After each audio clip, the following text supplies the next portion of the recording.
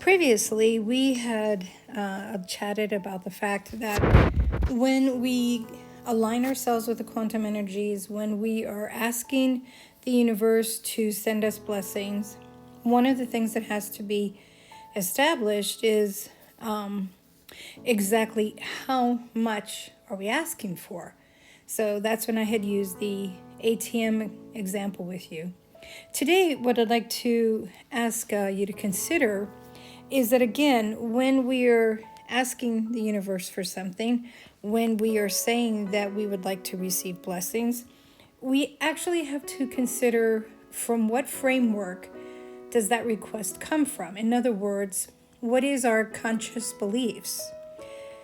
We are fed information very much like these computers these days. We do put information out, but we also receive information through all of our senses and through our intuitiveness and through the messages that our family and friends, teachers, mentors, everything that comes into our life sends us from the minute we begin to perceive. And actually, it's actually in the womb also.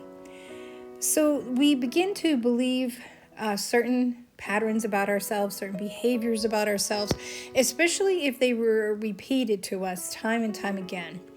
I'll use myself as an example. So I'm a person who is 5'1" at best. At my very best day, I'm 5'1". So when I was in junior high school or in high school and it came time to pick anyone for a basketball team, I would not be the first person that the person would pick for their team because I would be considered in their eyes short. Yes, my physical stature was short, but did they take in any consideration to the tenacity of my being, of how much competitiveness I have, how much I love to win? No. So this is the type of thing with the universe that we have to also consider.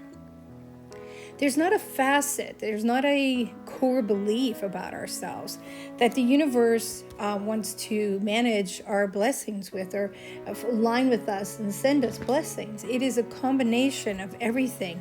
But the one thing that is out front is our core belief. So in other words, it would be like me standing in line waiting to get picked, and then the person looks and goes, oh wow, she's only 5'1".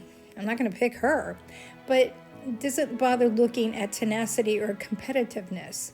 When we are in front of the universe, we have to remember to present ourselves with everything about ourselves, not what our core beliefs are, not what we came to think is ourself. It has to be what is completely ours. So the way that we do this is that you actually do take the time for yourself and you begin to list all of the attributes that you believe you are. These are the speak talk statements that you make.